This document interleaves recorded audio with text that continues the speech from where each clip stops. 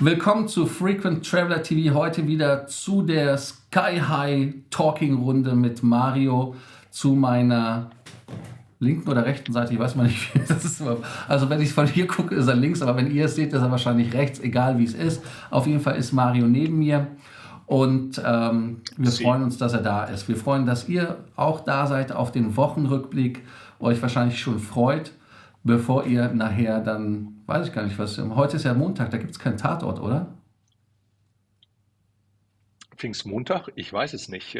Ist ja quasi wie ein Sonntag. Vielleicht gibt es auch einen Tatort. Warte mal, ich google das mal hier ganz schnell. Gibt es heute einen Tatort? Wir gehen natürlich für euch die Themen der Woche nochmal durch. Wir haben heute mehr Tage als einen. normal. Gibt einen Tatort, wunderbar. Ja. Dann haben wir also das Problem, dass wir um 8:15 Uhr Schluss machen müssen. Ja. Ich weiß. Und dann lasst uns mal einen Rückblick machen aus der Sicht des Vielfliegers, was hier los ist. Ihr könnt, wenn ihr wollt, mit dem Link, der unten in den Kommentaren drin ist, also überhalb in den Shownotes, könnt ihr euch auch in den Call einloggen. Und wir legen einfach los. Ich glaube, Stuttgart, das elende Loch, also die Lounge. Ja, in die man ja nicht mal reinkommt. Also zumindest nicht als Business Class, normaler Business Class Passagier oder Senator, nicht? Du würdest reinkommen, soweit ich weiß. Ja, aber das ist ja keine Lufthansa-Lounge, sondern das ist halt nur Nein. diese komische Lounge, die halt mit 40 Plätzen oder sowas da behaftet ist. Und ja, was soll ich dazu sagen? Dass da natürlich Brandschutzprobleme sind, ist jetzt eher uncool, muss man sagen. In der Tat. Aber ich weiß nicht, wer von euch die alte Lufthansa Senator und Business Class Lounge dort kannte. Die war ja jetzt auch nicht, sage ich mal, so die absolut vorzeigbarste. Man ist ja durch diesen engen Gang da hingekommen, je nachdem, ob man die Treppe genommen hat oder den Fahrstuhl. Aber ja, aber es war zumindest eine Lounge, wo man sich nochmal hinsetzen konnte. Und dann Stuttgart, muss ich natürlich sagen, doch ein relativ großer Flughafen. Also ich finde, da sollte Lufthansa schon irgendwas erhalten, oder? Ja, ich weiß auch gar nicht mehr, wie war das mit den Fenstern? Die Fenster waren doch auch irgendwie so, dass die gar nicht, das war irgendwie wie so ein Knastfenster in der also so Oberlichter eher, als dass das Fenster waren, ne? Nee, nicht, dass ich mich erinnere. Ich glaube, da waren zum Flugfeld auch relativ große Fenster. Ich war Aber ich weiß traumatisiert. nicht, es kann sein, dass in der Business Class Lounge andere waren als in der Senat. Ich weiß es nicht mehr. Also ich bin auch schon ewig nicht mehr da gewesen. Das letzte Mal vor Corona, also irgendwie 2018 oder sowas, bin ich das letzte Mal, glaube ich, von Stuttgart geflogen. Quasi kurz vorm Krieg. Quasi. Dann haben wir Stuttgart abgehandelt, weil es einfach nur ein Trauerspiel ist. Ja, Was auch ein Trauerspiel ist, und da sollten wir die Air Defender 23 mal komplett abarbeiten. Wem kann man jetzt glauben? Ist das jetzt Lufthansa? Ist das der deutschen Flugsicherung? Ist das der Bundeswehr? Gibt es keine Probleme? Gibt es Probleme? Sollte das Nachtflugverbot verlängert werden? Dann können wir natürlich auch direkt das Thema der Kompensation abarbeiten. Als viertes Thema zu Air Defender, dann haben wir auch alles abgearbeitet. Die Fluggesellschaften müssen Kompensation zahlen, sagt die EU. Das ist doch komplett Banane. Also da bin ich sogar fast gegen. also das hat mich auch ziemlich gewundert, als ich das gehört habe. Also ich bin ja oder wir sind ja nun durchaus auch den Fluggesellschaften gegenüber immer sehr kritisch, weil sie ja manchmal nicht das bezahlen sollen, was sie eigentlich bezahlen müssten. Aber die Fluggesellschaften können doch jetzt nicht wirklich was dafür, dass dort eine riesige NATO-Übung stattfindet und es dazu oder wahrscheinlich zu Verspätungen, vielleicht sogar Flugausfällen oder was auch immer kommt. Ich erinnere mich noch, du wirst dich auch noch erinnern, früher in den 80er, 90er Jahren die sogenannten großen Herbstmanöver, die über die Äcker ging. Da wurden die Landwirte, für manche war das ja sogar ein gutes Geschäft, ja auch entschädigt, wenn da die deutschen, britischen oder amerikanischen Panzerkolonnen mal querfeldein über so einen Acker gemäht sind. Da wäre genauso gewesen, wenn dann jemand gesagt hätte, nö, also das ist jetzt irgendwie höhere Gewalt, da könnt ihr nichts für. Also das ist doch sozusagen ein Schaden, den auch die Fluggesellschaften plus können. Also da können sie in dem Falle ja nun wirklich nichts für. Also insofern verwundert mich das auch. Ja, ich finde das auch relativ problematisch, was da passiert. Und wir erinnern uns ja auch an 83, wo es ja diese große Übung zum Beispiel gab, wo ja auch mit Nuklearwaffen getestet worden ist, was ja, wenn man den Leuten aus der Zeit glaubt, ich war da eher 10 Jahre alt, den nuklearen Krieg fast ausgelöst hätte. In dem Fall muss ich ehrlicherweise sagen, nachdem Mario eingefroren und rausgeflogen ist, dass auch hier die Kompensation eingefroren werden sollte und ausfliegen sollte für die Fluggesellschaften. Das heißt also, dass die Bundeswehr oder die NATO oder wer auch immer uns kompensiert. Denn wir können ja, sage ich mal, die Fluggesellschaften nur dafür verantwortlich machen, wofür wir was können. Und für diese NATO-Übung, die seit 5 Jahren geplant wird, dass die da nicht in irgendeiner Art und Weise in Wallung kommen, da muss man ehrlich sagen, sorry, aber Lufthansa kann da nichts für. Jetzt bleibt es spannend, wann Mario wiederkommt. Ich würde jetzt einfach spontan auf das nächste Thema, was ist hier passiert, auf das nächste Thema gehen. Falschen Knopf gedrückt. Und zwar das nächste Thema ist, Lufthansa flottet weitere gebrauchte Flieger ein, und zwar von der LATAM, die vorher auch bei Qatar waren, und Mario kommt pünktlich wieder dazu rein. Ich werde ihn einfach mal links wieder dazu heften, dann ist er wieder dabei. Sorry, ich muss mir, glaube ich, jemanden anderen Standort suchen. Hier habe ich die schlechteste WLAN-Verbindung. Kabel nicht lang genug oder was? Das Kabel ist nicht, das WLAN-Kabel ist nicht lang genug, in der Tat.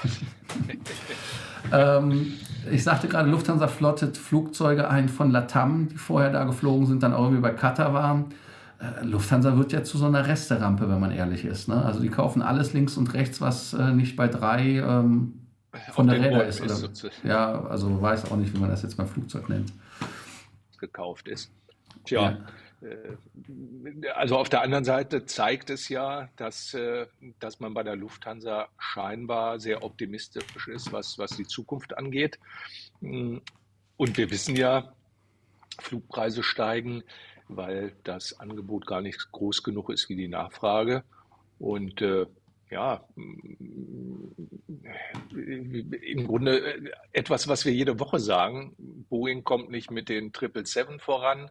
Airbus kann gar nicht so viele A350er liefern, wie von den Fluggesellschaften gewollt werden. Und eigentlich ist es nicht ganz ungeschickt, was die Lufthansa da macht. Das sind ja keine schlechten Flugzeuge, aber ja, keine Ahnung, wie das Interieur ist. Das muss natürlich dann umgebaut werden oder wir bekommen noch ein paar mehr Business Classes dazu. Wäre auch sehr lustig.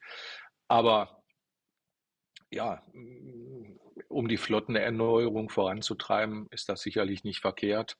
Man will ja nun gerne auch die A340er loswerden und auch die 747-400. Dazu braucht man aber neue Flugzeuge. Und wenn die Hersteller sie nicht liefern können, dann muss man sich halt auf dem Gebrauchtmarkt mehr oder weniger bedienen. Wie schätzt du das ein? Sagst du, dass die bei der Lufthansa da die neue Allegris-Kabine einbauen oder ob wir jetzt die gefühlte 10. Variante an Business Class haben bei der Lufthansa, die dann auf Lufthansa gepimpt wird? Also die Frage ist, wann die Flugzeuge tatsächlich zur Flotte stoßen. Ich kann mir nicht vorstellen, dass die gebrauchten direkt dann mit die neue Allegris-Klasse bekommen. Dann würden sie ja vorher bekommen, weil die anderen sollen ja erst ab Herbst beginnen. Ne? Also, Ja, wobei die neuen kommen ja erst nächstes Jahr. Also das kann noch ja ein gut, bisschen dauern, weil die müssen ja aus der Wüste erstmal wieder aufgeweckt ja, werden, wie das das so stimmt. heißt. Also dann wäre es natürlich sinnvoll, weil die sind ja noch relativ neu, dass man gleich die Allegris einbaut. Das wäre ja unsinnig, sie irgendwo hinzuschicken und die jetzt vorhandene Business Class dort aufzupimpen in den entsprechenden Farben. Das ist ja auch ein Riesenaufwand. Da müssen ja alle Sitzbezüge neu gemacht werden in der Regel und viele andere Kleinigkeiten. Also sinnvoll aus meiner Sicht wäre es, wenn die dann schon kommen, nachdem die Allegris eingeführt ist, dass man halt sie dann komplett so umbaut vom Interieur, wie die Lufthansa das in Zukunft will. Ansonsten hast du völlig recht. Da haben wir nachher 10 verschiedene Business-Class-Konfigurationen. Damit dürfte die Lufthansa tatsächlich den einsamen Rekord bilden. Von der Weltmarktführer. jetzt, von der jetzt noch vorhandenen ganz gruseligen bis hin zu zig Variationen von Hainan, Latam und was da sonst noch alles kreucht und fleucht. Philippine Airlines, dann haben sie ja noch, also da sind Philippine einige Airlines, Sachen. ja. Ja, wobei sie schieben ja die Hainan dann an die Freunde der Austrian Airlines, die 787er. Ja, Dann haben wir ein ganz wichtiges Thema. Du hast in deiner Tasche die Lufthansa-Kreditkarte. sie. Was hältst du von den Änderungen, dass man teurer wird? Ich glaube, du hast es richtig schon gesagt da in deinem Live es müsste am Dienstag gewesen sein, ne? Dienstag, Weiß ich Mittwoch. ehrlicherweise gar nicht. Äh, Bringt zwar neue Vorteile, aber halt sehr teure. Ob sich das jetzt zwingend rechnet, ich weiß es nicht. Also für die Statuskarteninhaber, Hons, Senatoren, ist das relativ Wumpe, weil die kriegen sie ja quasi gesponsert. Aber für die Leute, die sie sich kaufen, was ohne Frage sicherlich immer noch ein sinnvoller Kauf ist, wird's halt einfach teurer. Und die Gegenleistung halte ich jetzt nicht so für ja, so überragend. Oder meinst du, du bist ja mehr so der Kreditkartenprofi, dass das wirklich den Mehrpreis rechtfertigt? Nö, zweimal pro Jahr im Ausland abheben ist ja komplett Banane. Ich meine, Eben, sorry, du hast es also ja gesagt, eine Vielfliegerkarte. Also ja. Also wenn ich gerade so als Senator oder sowas, gut, kannst du natürlich auch wieder nichts sagen. Ne? Der kriegt sie eh umsonst, da will man nicht meckern, wenn du dann zumindest zweimal kostenlos was abheben kannst. Aber ansonsten, also mindestens monatlich müsste eine drin sein, ja, also 12-mal im Jahr quasi. Also es handelt sich ja um eine kostenlose Karte für alle Senatoren und Town Circle, deshalb Ja, für die ist es egal, aber der dafür bezahlt und dann auf einmal 11 Euro irgendwas bezahlen muss pro Monat, das finde ich schon in keiner Relation mehr, das macht dann keinen Sinn. Deshalb, bevor wir da jetzt anfangen, ein Trauerspiel zu machen, lass uns zu was Lustigem gehen und zwar zur Lufthansa. Die hat ja seit 1976 im Schnitt jeden Monat einen Airbus bekommen. Das finde ich eine krasse Zahl, ne? Wahnsinn. Das ist schon echt Wahnsinn. Wenn man bedenkt, ja, dass mit Airbus damals ja ein völlig neuer Flugzeuganbieter mehr oder weniger entstanden ist, gehört wahrscheinlich die Lufthansa, ich weiß gar nicht, gibt es irgendjemanden, der mehr bekommen hat in der Zeit? Also, das das ist schon eine Zahl, eine ganz gewaltige. 600 Stück, also Wahnsinn. Und ja, wie du schon sagst, im Schnitt die jeden Monat ein. Das ist schon ziemlich faszinierend, nicht? Ich hätte das auch gar Angefangen nicht so damals mit gedacht. dem A300. Ich hätte das nicht gedacht. Also 1976, als wir ja noch in Finki standen und die Pölsler auch noch persönlich mit Winken verabschiedet haben. Also ich fand es eine krasse Zahl und ich fände, also, also wie gesagt, ich hätte es nicht gedacht, aber jetzt wahrscheinlich auch mit Mit den neuen Mitgliedern der Lufthansa-Gruppe werden es eher sogar noch mehr, die Lufthansa Ja, Group dann nimmt. Das wird richtig krass. Das finde ich schon relativ cool. Was wir uns auch anschauen müssen, ist das Thema Airbus und die Triebwerke. Also wenn wir uns da die 320er Triebwerke angucken, die da Schäden haben, die zur Materialermüdung führen, weil da irgendwie was beim Gießen falsch gelaufen ist oder sowas, kannst du dir nicht ausdenken. Also das heißt, hast du Scheiße am Fuß, hast du Scheiße am Fuß. Das ist halt so, die Triebwerke haben eh schon Probleme gehabt und jetzt haben ja. sie noch mehr Probleme. Ja, wir hatten das ja, glaube ich, schon. Hatten wir es nicht vorletzte Woche schon mal das Thema bei einigen Fluggesellschaften? Also insbesondere Triebwerke ist natürlich eine ganz üble Sache. Du weißt ja, ich bin ja großer A320-Fan. Äh, aber ja, also wie sowas passieren kann, ich weiß es nicht. Und das ist ja jetzt nicht auch irgendwie so ein No-Name-Triebwerkshersteller. Es wundert einen.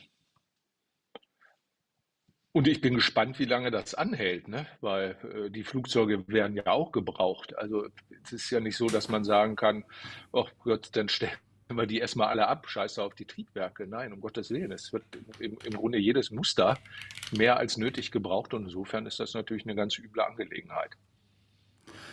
Ja, ich finde das relativ krass, wenn man das überlegt, weil gerade jetzt ja auch Flugzeuge ausgeschlachtet werden, nagelneue Buden, weil man keine Triebwerke hat, also ausgeschlachtet Ja, im übertragen sind, da wird halt nur das Triebwerk abgehängt oder so. Aber da haben die alleine bei Air New Zealand 2 Stück, die Lufthansa hat ja auch einige, wo die Triebwerke nicht ja, funktionieren, dann bei den 220ern, wo sie nicht funktionieren. Air Baltic hat jetzt, glaube ich, über 40 220er und die haben fast 10 ja. Stück geparkt. Das ist halt nichts, was da durchaus Sinn macht. Und wenn wir Ich bei weiß gar Sinn, nicht, ja, Entschuldigung. ne, red Ne, ruhig weiter. ich frage mich auch, wie das so mit Regress ist. Ich meine, ich kaufe ja kein Flugzeug, um es dann irgendwie zu parken, weil das Triebwerk kaputt ist, ne? Ja, das kostet Geld. Also sie müssen halt Ja, zahlen. Ich weiß jetzt nicht, wie die das machen. Bei Lufthansa sagt man immer, wenn Boeing was verkackt hat, haben sie es halt in Naturalien geholt, indem sie Flieger billiger bekommen hat, siehe Hainan und so weiter. ja, Bei Triebwerksherstellern, so nach dem Motto wie beim Metzger, darf es noch ein bisschen mehr sein, kriegst halt ein Triebwerk und einen Topf, einfach mal so oder ja, so. genau. Äh, ich weiß es nicht, aber so wird das dann irgendwie natural ausgetauscht. Für alle ist es ein Win-Win. Was auch in meinen Augen Unsinn ist und wo ich eben angefangen hatte zu reden, das sind ja die Quoten für den Sustainable Aviation Fuel. Und die Quoten in der EU sind ja unrealistisch, sagt der Kollege Al-Baker aus Doha. Ähm, Er sagt einfach, dass diese Menge gar nicht davon verfügbar ist. Wenn ich bei Finnair, bei Topi Manner war, die mit Jetzt Neste was werden kann. gemacht haben, Lufthansa, die kriegen alle die Mengen gar nicht. Was ist denn das für eine Geschichte, was wir da gerade haben? Ist das nur so Greenwashing, und man hofft, oder wie soll das funktionieren? Anscheinend ist Mario wieder eingefroren. Das ist nur eine natürliche Reaktion von ihm auf das Thema. Aber er kommt da schon wieder. Ich guck mal, oh, nee, da ist er wieder weg. Also er muss mal mit seinem WLAN-Kabel arbeiten und vielleicht ist das seine Reaktion zu dem Thema, dass er da nicht sich äußern möchte. Ich weiß es nicht. Ist das einfach seine Art der versteckten Sozialkritik? Und ihr könnt die Zeit aber nutzen, ähm, und könnt hier unten kommentieren, Kanal abonnieren, Glocke anmachen, Like machen, heißt das Like machen? Nee, Like klicken und natürlich auch ganz, ganz wichtig, wenn ihr kommentiert, wir geben am Ende der Sendung euch natürlich zu euren Kommentaren auch unseren Kommentar, denn dieser Dialog ist uns wichtig. Mario ist es sogar so wichtig, dass er jetzt das WLAN-Kabel wahrscheinlich versucht länger zu ziehen und zu schauen. Ich kann das SAF nochmal komplett abarbeiten. Ihr habt die Folge aber gesehen und kennt meine Meinung.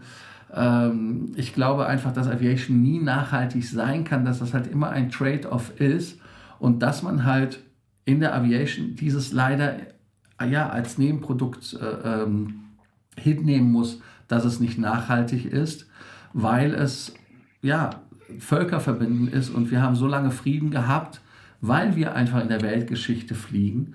Natürlich, wenn man SAF hinzufügen kann, dieses Sustainable Aviation Fuel, ist das natürlich eine super Geschichte. Aber wenn es halt nicht möglich ist, permanent, dann ist das halt leider der Preis, den wir zahlen müssen. Mario ist wieder da, deshalb gebe ich Ihnen 2 Stichworte. SAF nicht in der Menge verfügbar. Ist das Greenwashing? Tja, also ich weiß nicht, nee, ich würde es nicht als Greenwashing ansehen. Also es ist halt, wie es ist.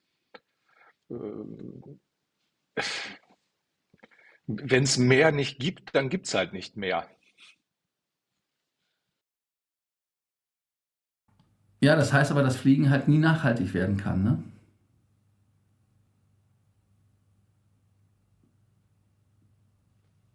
Herr Hoffmeister? Ich habe das eben akustisch nicht verstanden. Nochmal bitte. Ich habe gesagt, Fliegen kann nie nachhaltig werden, weil wenn man das SAF nicht hat und die Frage ist auch, ist SAF überhaupt nachhaltig? Ja, das kommt ja auch darauf an, wie es produziert wird. Das ist ja auch bei vielen anderen Dingen der Witz, ja. Da sollen sich die Leute Wärmepumpen anschaffen, die dann mit Braunkohle-Kohlekraftwerken oder Steinkohle-Kohlekraftwerken betrieben werden. Das ist alles Unsinn. Und ich weiß nicht, wir haben das Thema ja schon tausendmal gehabt. Der Luftverkehr, der weltweite, obwohl er in den letzten Jahrzehnten zugenommen hat, trotz alledem sind die Emissionen gleich geblieben und sogar leicht gesunken, weil Triebwerke werden effektiver, wenn sie dann funktionieren. Äh, Man baut an der Aerodynamik etwas, man streicht die Außenhaut mit Haifisch. Also es wird ja, arbeitet mit neuen Materialien, es wird ja alles getan, um Flugzeuge mit weniger Kerosin fliegen zu lassen. Und zwar, und deswegen ist der Kapitalismus so schlecht auch nicht, weil es natürlich den Gewinn der Fluggesellschaften steigert. Also werden die immer daran Interesse haben, effektivere Flugzeuge in die Luft zu bringen. Und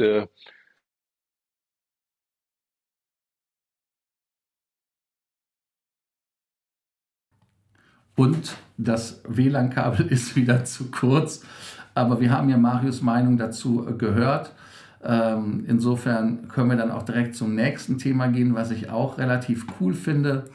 Das ist das Thema American Airlines. Die haben einen Piloten gehabt, der in die Kabine gegangen ist und da die Verspätung dort bei jedem persönlich gesagt hat, warum das so ist und hat dann die Getränke ausgegeben. Das heißt also, er hat, obwohl sie normalerweise bezahlt werden müssen, gesagt, wir konnten das und es waren auch alkoholische Getränke. Jetzt natürlich nicht sagen, hey, ich trinke keinen Alkohol, habe ich Pech gehabt.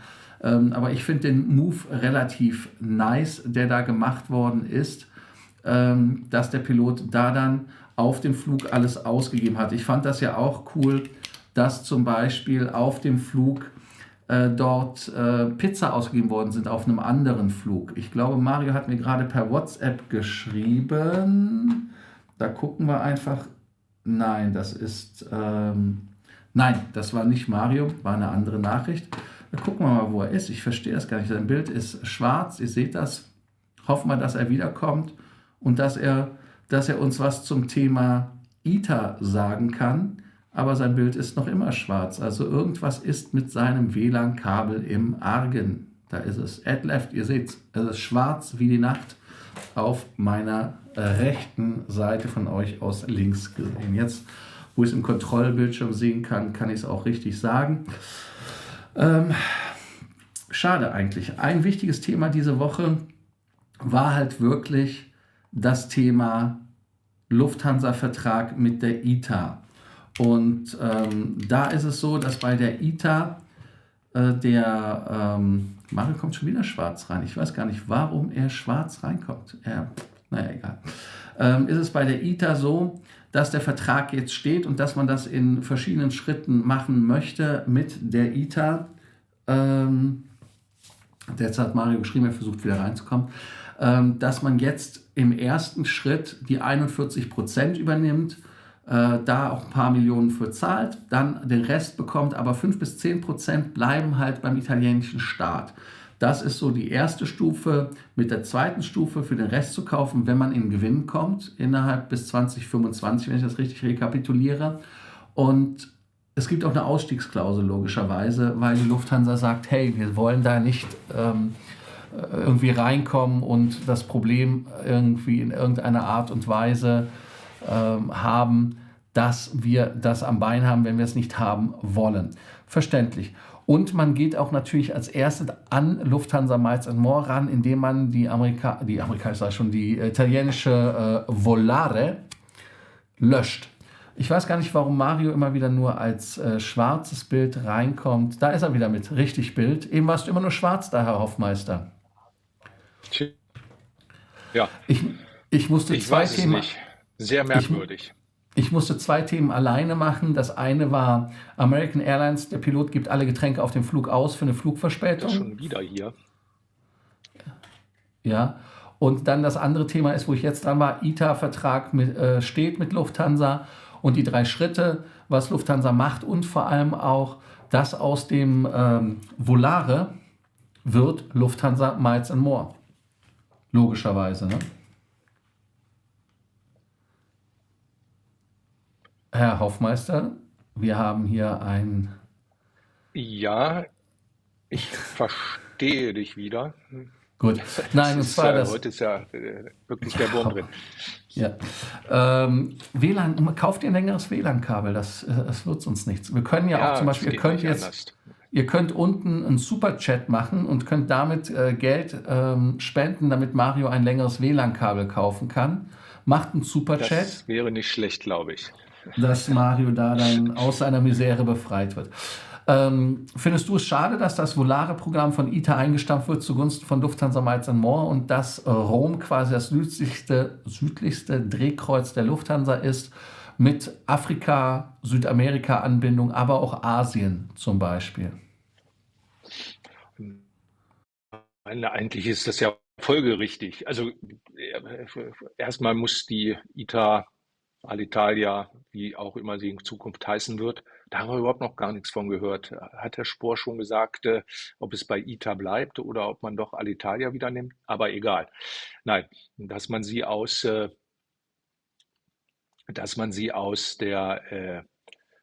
aus der, ah, aus der Allianz rauslöst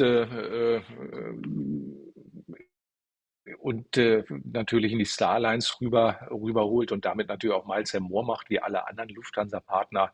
Das ist ja, das ist ja irgendwie völlig klar. Würde ja sonst gar keinen Sinn machen.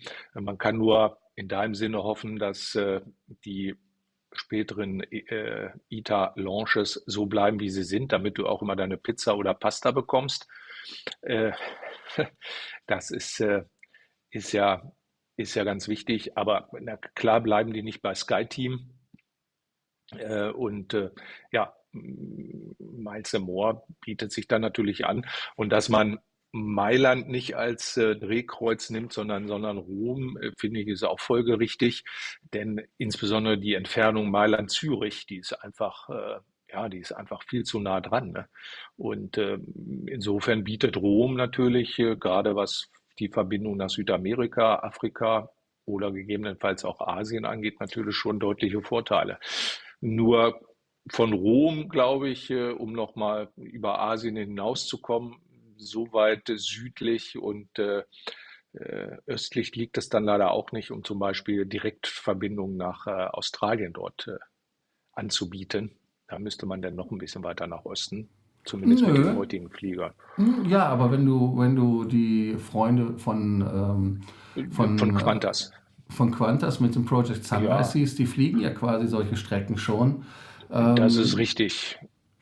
Aber das ist ja meines Erachtens immer noch ein Ausnahmeprojekt. Aber nichtsdestotrotz, keine Ahnung, wäre was. Also wenn sozusagen der Lufthansa-Verbund mit einmal Umsteigen in Rom eine Direktverbindung bis Australien anbieten könnte, wäre schon nicht ganz doof. Ja, wäre cooler Scheiß. Vor allem aber auch, dass Castospor meint, dass die ITA die Nummer 2 im Konzern werden kann. Finde ich auch Ja, eine harte Ansage. finde ich auch. Du hast das ja relativ kritisch kommentiert. Würde ich zunächst auch mal sagen. Die Frage aber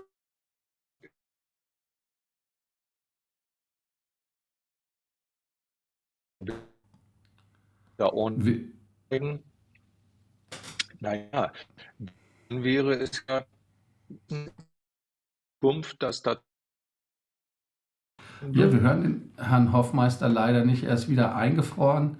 Ähm, Er hat einfach meine kritische Haltung wieder kommentiert und gesagt. Insofern bin ich mal gespannt, welche Meinung er vertritt. Er wählt sich wieder ein. Also er muss mit seinem WLAN-Kanal arbeiten.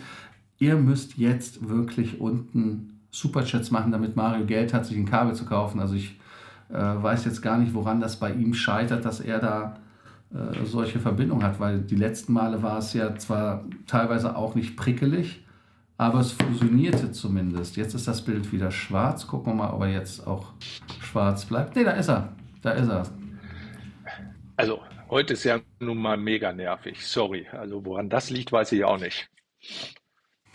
Ich habe nochmal einen Aufruf gestartet für Spenden mit Superchat für dich, dass du dir auch ein WLAN-Kabel leisten kannst in der ordentlichen Länge.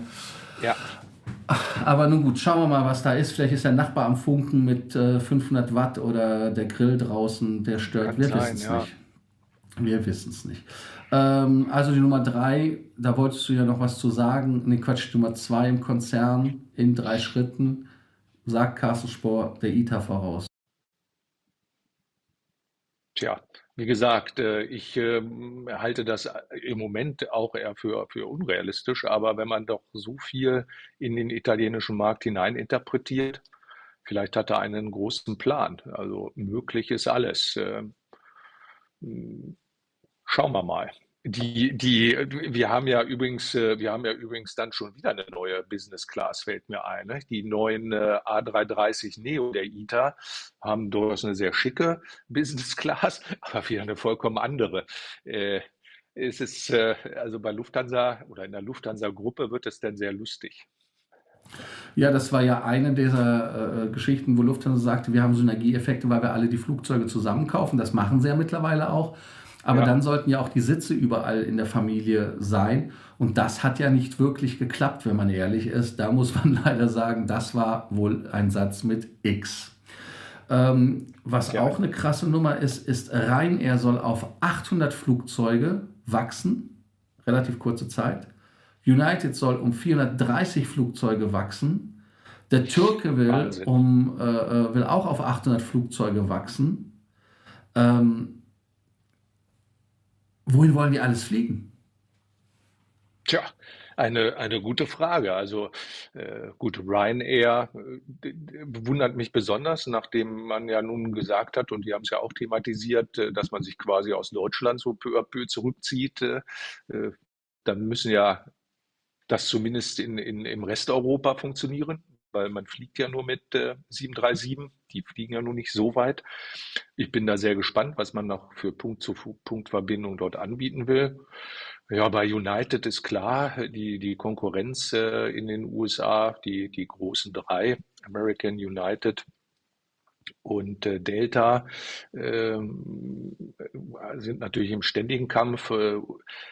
Wobei es ja bei United auch so ist, dass man halt Flüge, die man jetzt sozusagen mit den Tochter, also es sind gar keine Tochterunternehmen, die inneramerikanischen Verbindungen dann selber machen will und ja, nicht mehr mit, weiß ich nicht, Republican Airlines im Auftrag von United. Also man holt das, was man outgesourced hat, dann wieder ins eigene Unternehmen zurück. Das ist halt eine unternehmerische Entscheidung. Wie weit das Sinn macht, weiß ich nicht. Aber klar, man macht das dann alles quasi in-house. Aber dennoch sind über 400 Flugzeuge natürlich eine Ansage. Und ja, von Turkish Airlines wissen wir ja schon lange, dass die expandieren wollen, nicht? Nachdem sie da jetzt auch einen schönen großen neuen Flughafen bekommen haben. Die möchten ja wahrscheinlich auch so ein bisschen in Konkurrenz zu den drei Großen dort in Asien gehen, ne? Katar, Emirates und Etihad. Ja, durchaus. Also das heißt, man ist natürlich von der Lage her relativ cool gelegen und wenn man mal im Iran, und ich sage es immer wieder, im Iran wieder dazu kommt, dass man Flugzeuge bestellen darf. Lustigerweise hat man jetzt 340-200er Regierungsflieger, so wie die deutschen Regierungsflieger von den Franzosen geholt. Das nur so als Randbemerkung. Ich meine, 340-200 sind ja absolut nicht nachhaltig, muss man ja ehrlicherweise gestehen. Ja, Aber aber die haben ja genug Öl, die das ist richtig. Iraner. Aber die können dann alle wirklich diese Strecken fliegen. Die können dann, ich weiß nicht mehr die Zahl, irgendwas über 90% der Städte auf der Welt mit einem Flug erreichen. Und wenn die Flugzeuge Wahnsinn. natürlich dann so wie im Project Sunrise benutzt werden, dann kannst du quasi von überall nach überall fliegen, brauchst dann quasi über die Wüste nicht mehr fliegen. Wird nochmal vom Wettbewerb her eine relativ coole Geschichte, denke ich mal. Was eine coole Geschichte ist, da müssen wir wirklich mal nochmal in uns gehen. Die Geschichte mit dem Asiana-Flug, wo der Kollege, abgesehen davon, dass Asiana mit der Korean vielleicht nicht zusammengehen darf wegen der EU und den USA, dass einer die 3er-L-Türe, also das heißt die dritte Türe auf der linken Seite, Cockpit ist immer nach vorne, aufgemacht hat, kurz vor der Landung. Da fragst du dich, ist der gemeine Koreaner gemein oder gemeingefährlich? Ja, in dem Falle wahrscheinlich gemeingefährlich. Also wir hatten es ja vorhin schon mal im Vorgespräch gesagt, also entweder stark alkoholisiert oder unter Drogen stehend oder tatsächlich psychisch äh, belastet. Denn so etwas kann man ja auch nicht eben mal so aus Versehen machen. Also da muss man ja nun wirklich schon irgendwie, also mir ist das ein Rätsel. Wir haben ja alle schon wahrscheinlich an so einer Ausgangstür gesessen. Die macht man ja mal nicht eben so aus Versehen nebenbei auf. Äh, Das ist zumindest eine vorsätzliche oder im Ansatz vorsätzliche Handlung. Und ich weiß nicht, ob der lebensmüde war oder ist, denn das kann ja nun zu durchaus sehr fatalen Folgen führen. Und Mann, oh Mann, dass da alle so glimpflich hier davongekommen sind, da können eigentlich alle nur von großem Glück reden. Denn das hätte auch ganz, ganz anders und ganz übel ausgehen können. Absolut, und ich hatte es ja auch gesagt, das ist ja diese Tür, die du nach oben ziehst, glaube ich, der Hebel. Und da ist ja dieser Nupsi vor. Das heißt also, du musst diesen Nupsi aufmachen und so weiter. Der Kollege hat wohl anscheinend Stress in seinem Beruf gehabt und so weiter. Das war wohl die Begründung, psychische Belastung. Aber wenn ich Stress in meinem Beruf habe, fange ich nicht an, irgendwelche Türen aufzumachen. Also Trinke ich noch weiß mehr ich jetzt nicht. Alkohol als sonst. Ja, bekloppte Leute, bekloppte Leute. Bekloppt ist auch die Lufthansa, denn der A380 kommt wieder, der eigentlich nie wieder kommen sollte. Der erste Flug am Donnerstag, 1. Juni 2023, 15:35 nach Boston von München aus mit der Lufthansa im 380er, der totgesagt ist. Was sagst du dazu als A380-Betreiber im Herzen? Ja, der du ja eher so bist. Ja, die Nachfrage ist ja wohl auch relativ groß hinter dem Flugzeugmuster, wie man lesen konnte. Alle wollen gerne wieder A380 fliegen. Er ist ja auch sehr angenehm zu fliegen. Sehr leise, relativ für Lufthansa-Verhältnisse. Gerade in der Business Class hat man ja ein paar Ablagefläche oben in diese großen Kisten am Fenster. Also alles gut soweit. Die Leute mögen den A380, das wissen wir ja. Also nicht nur bei der Lufthansa, bei allen Fluggesellschaften. Und insofern, ja, würde ich doch mal guten Flug wünschen von München nach Boston. Und ja, ein paar andere Strecken kommen ja dann noch dazu. Und ehrlicherweise, man kann es tatsächlich ja kaum glauben, denn niemand war sozusagen totgesagter als der A380 bei der Lufthansa. Du meinst nie Toter oder nie Töter? Nie Töter sozusagen. Nie Der war Töter. sozusagen Töter als Töt. Ja, der war Töter als Töt. Ähm, ja, also ich bin froh, dass er da ist, weil er wirklich so emotional ist für die Leute und genießt es, solange er da ist. Es wird wahrscheinlich ein Intermezzo bleiben, wenn man es so hört. Man kann viel hoffen, aber wenn die wirklich bei alles, was nicht bei 3 auf dem Baum ist, links und rechts kaufen, dann sind die Tage gezählt, weil man sie ersetzen kann. Nicht durch die Flugzeuge, die man bekommt, sondern die man einfach gebraucht irgendwo kaufen kann. Das letzte Thema, was wir heute noch bearbeiten wollen, ich weiß jetzt gar nicht, ob Mario wieder eingefroren ist. Er sieht so eingefroren aus. Ist das Thema mit Delta Airlines und den Passagiernamen. Aber Mario ist eingefroren. Das ist wirklich, wie ich eben gesehen habe, mit den 300 Folgen kommt man da nicht hin. Wir sind bei der gefühlten 538. Folge. Und zwar Herr Hoffmeister in The Frozen. Das hat gerade wieder nicht geklappt. Er kommt aber wieder rein. Also er muss wirklich was an seinem WLAN-Kabel machen. Jetzt gucken wir mal. Jetzt ist er da. Herr Hoffmeister. Nee, er ist wieder rausgeflogen. Also sein Interweb ist eine Challenge. Wir müssen wirklich unten mal, spendet mal mit Superchats, damit Mario sich wirklich so ein Kabel leisten kann. Also ich weiß gar nicht, was bei ihm los ist.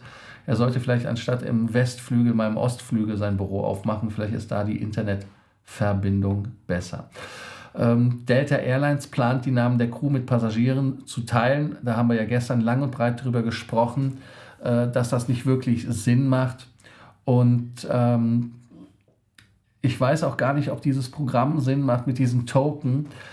Mario kommt jetzt wieder hoffentlich rein. Schauen wir mal, da ist er, jetzt ist er wieder links von mir.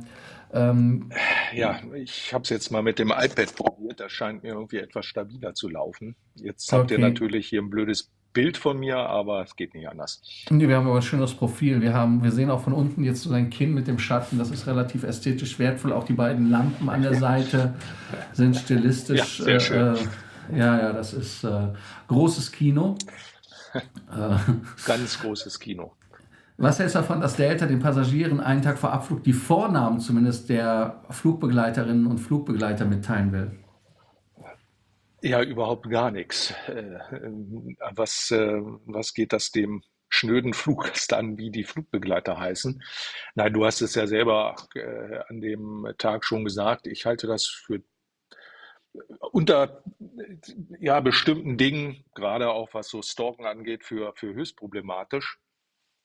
Ähm, Und ich weiß nicht, ob das unbedingt nötig ist. Wir wissen ja, wie manche Kollegen sich so an Bord verhalten.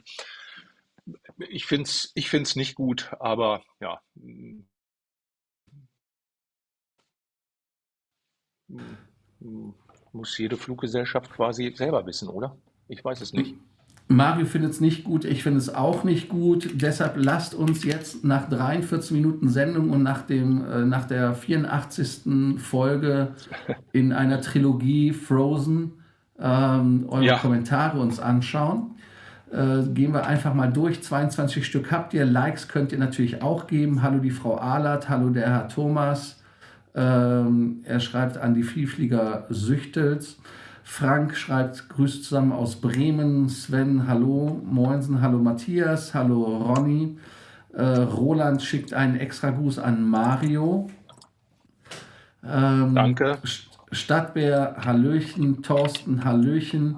Ich habe heute an der Folge gearbeitet. GHA Discovery, ich bin dran. Es kommt, es kommt, es kommt. Es ist zumindest aufgenommen, es ist bearbeitet, aber dauert länger, als ich dachte.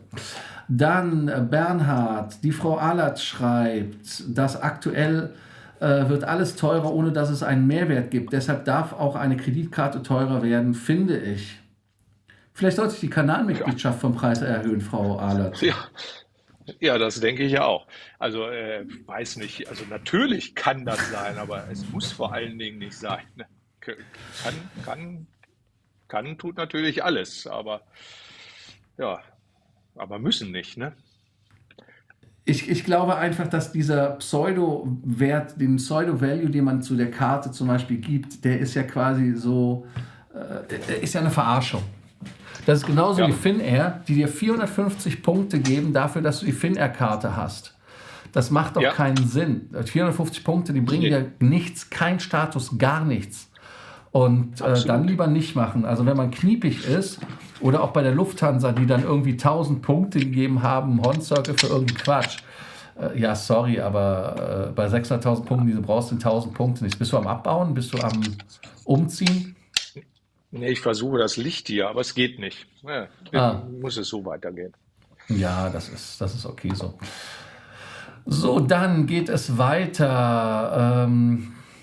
Ich habe die Kreditkarte gar nicht.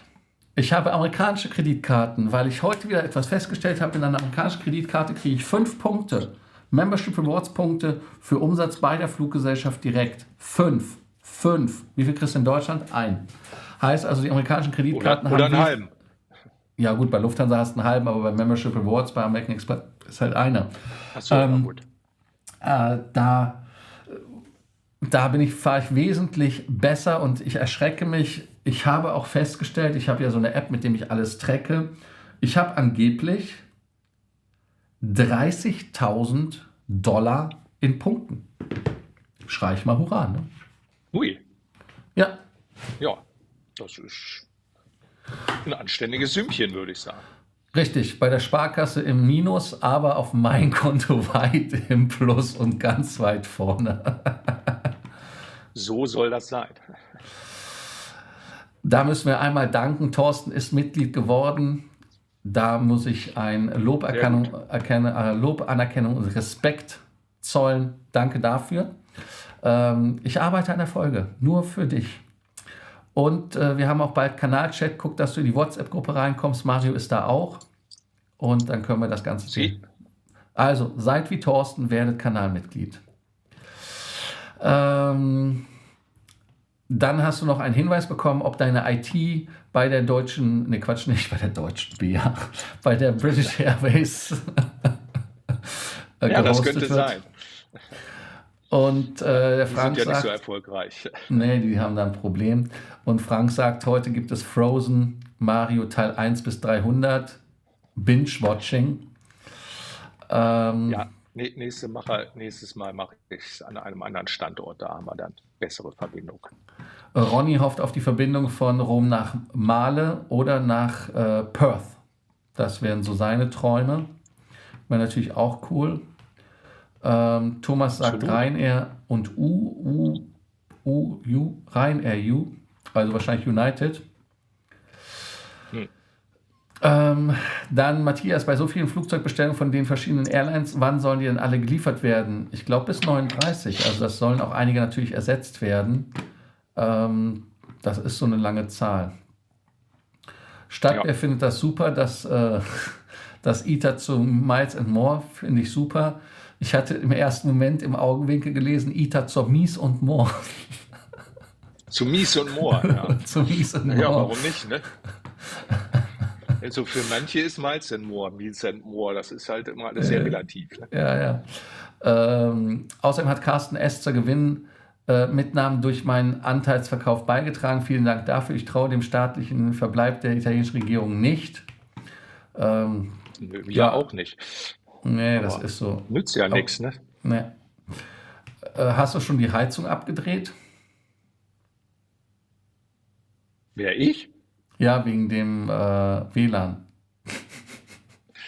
Ach so, ja, die Heizung habe ich schon lange abgedreht, in der Tat. Und dann natürlich nochmal an Armin ein Hallo. Ja, damit haben wir die Sendung durchgaloppiert in unter 50 Minuten. Könnt ihr also auch noch Tagesschau gucken. Ich kann mich weiter an die Sendung machen. Ich werde sie heute hochladen.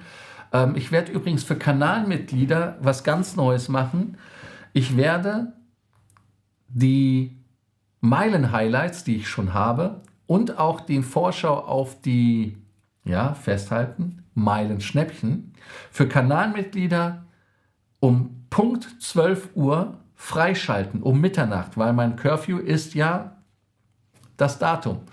Heißt also, Sie, in Finnland ist 12 Uhr ja 12 Uhr und damit könnt ihr dann als Kanalmitglieder die Meilenschnäppchen, die Meilen-Highlights schon vorhersehen. Und glaubt mir, es gibt für euch mehr Überraschungen, als ihr glaubt. Es gibt eine Sache, die richtig cool ist.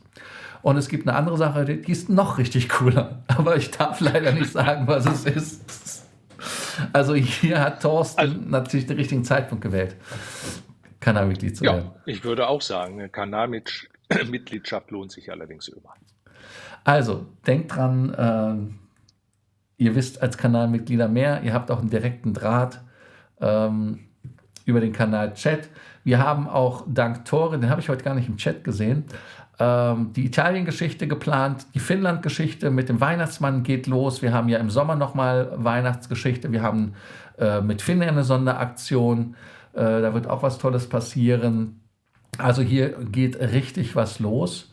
Und Mario mit seinem WLAN-Kabel ist los. Ja, wahrscheinlich muss ich wie beim Flieger hier so eine Satellitenverbindung aufs Dach, dann wird es funktionieren. Mehr Teaser können wir euch heute nicht geben. Danken euch, dass ihr heute dabei wart bei Frequent Traveler TV, bei der Take-Off-Sendung oder wie wir es nennen, Sky High Talk. Und, Sky High Talk. Ja, du hast Whisky Cola oder was hast du getrunken? Nein, das war einfach nur Cola Light hier. Ist klar. Naja, auf jeden Fall, wie dem auch sei, Sky High heißt nicht, dass wir high sind, weil wir hoch sind. So, also bis dann. In dem Sinne, abonnieren, Glocke, Like, kommentieren, Kanalmitgliedschaft. Also, bis dann, schön mit Ö und Ciao. Jetzt, Schön jetzt raus hier. Genau, jetzt Ja. kümmert euch. Bis dann, tschüss. Tschüss.